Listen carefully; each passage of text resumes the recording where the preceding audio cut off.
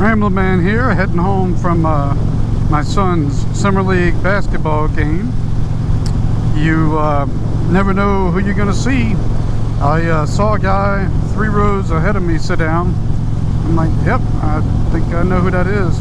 My wife and I have a running joke that I have about a 50% success rate on recognizing people. I think I know them and I don't. I have a funny story about one I'll tell sometime. But on this one, I was looking, I said, yep, I think his first name is this, and I was texting my wife to see if she knew him. She asked me to send him a picture, so I snapped a picture. And then after all that back and forth, I said, I think I know his first name, can't remember his last name, but it looks just like him, gotta be him. Haven't seen him in, I'll just say, right around 25 years. We haven't seen each other, and he damn looks near the same, and I don't. And so somebody got up and he had on a t-shirt with his name on the back, with his company's name. He owns his own company. So I'm like, well, that solved that. That is who I thought it was. So I went up and talked to him. Yep, and his son was on the other team. It's a small world. 25 years or so. Actually, I think it's been longer than that. It has to have been longer than that. Yeah, it's, I think I did my math wrong. It's over 25 years. So that adds one to my getting it right statistic list. I'm going to go ahead and tell the story I was reminded of. I don't think I've told this story before. I had it's a long story how I got to this point. It doesn't matter for right now. But I had to have a kind of a unique shoulder surgery in Kentucky by an expert there who had created a certain surgery that it turned out it took me about 10 years to discover I needed to resolve some pain.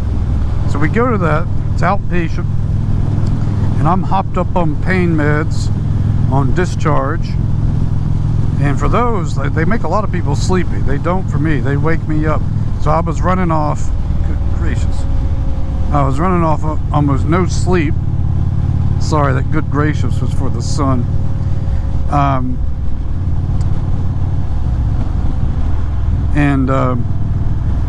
We had all of our kids with us, who were obviously 10 years younger than they are now. They were all pretty young, and wife was going to drive, and we had luggage. And I had my shoulder, my arm in a cast sling sort of thing. I wasn't good for anything.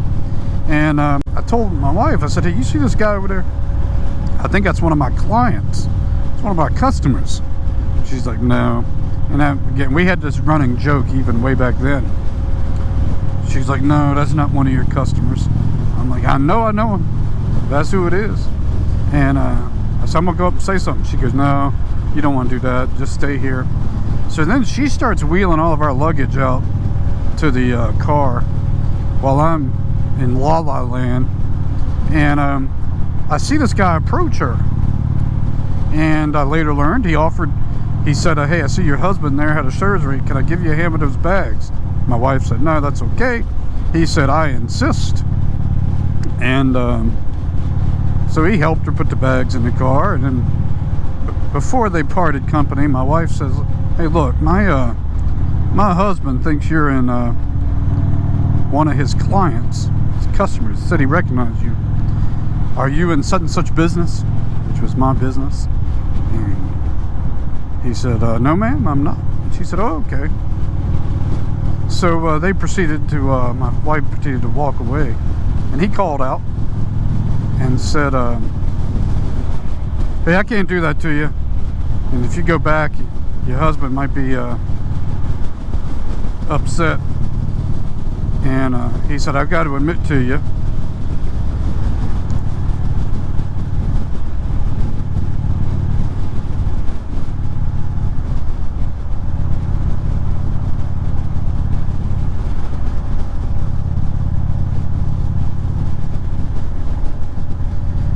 sorry, I was watching some of this traffic here. I'm not pausing for suspense. He said, "I've got to admit to you, I'm a baseball player Johnny Bench." And my wife didn't fully appreciate that, and I'm not a huge baseball fan, but I knew who Johnny Bench was. And he was nice enough to come back inside and take some pictures with us. I might put some here. And he made some I was in such la-la land on those pain meds, I don't even remember a ton of the conversation, but he came back in and chatted with us for a little bit, and told us he was there for like a fundraising golf tournament or something, and asked about my arm, and told him I threw it out doing a fastball, just joking around.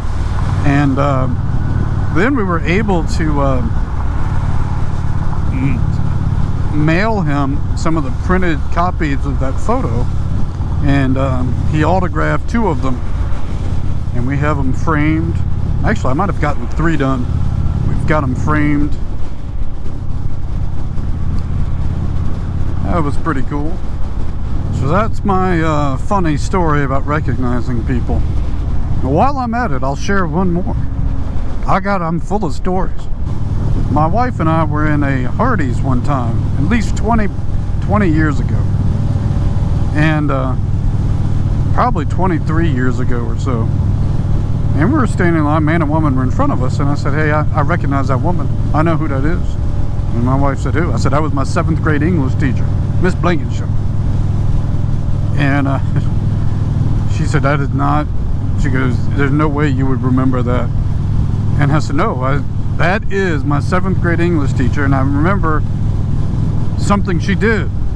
One time when we had one of the assignments, you had to get up and like give a speech on anything, and I enjoyed it. I liked doing it. And some guy decided to do a comedy routine where he like did these pot shots at people, and I remembered asking, could I do a counter?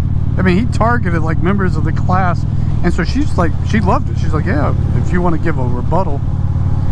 So I gathered up some material from other people in the class and did this little bit. Now I always remembered that she did that in 7th grade. So I said, "Look, I'm gonna prove to you, wife, that's who that is." So I interrupted him and I said, "Excuse me, your name's Miss Blankenship. You were my 7th grade English teacher." And she looked radiant. She was so excited. And I don't know if she remembered me. That wasn't the point of the story. I wouldn't have expected her to. But we all sat down and they ate and we were eating. And as they left, her husband came by and said, he was alone, and he said, "Hey, I just want to tell you, you absolutely made her day, that after all these years you would remember her." And that was a good feeling, good for her. And I don't know if you guys had any teachers like that left a mark. I have a few from I remember pretty much the names of every elementary and middle. I moved schools in high school, but most of my high school as well. Middle had more formative experiences, I would say, like that. And then a few in high school definitely had an impact.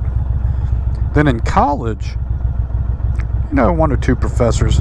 Some of them had an impact were for the negative reasons. Like I didn't like the way they taught, or there were some that were cool.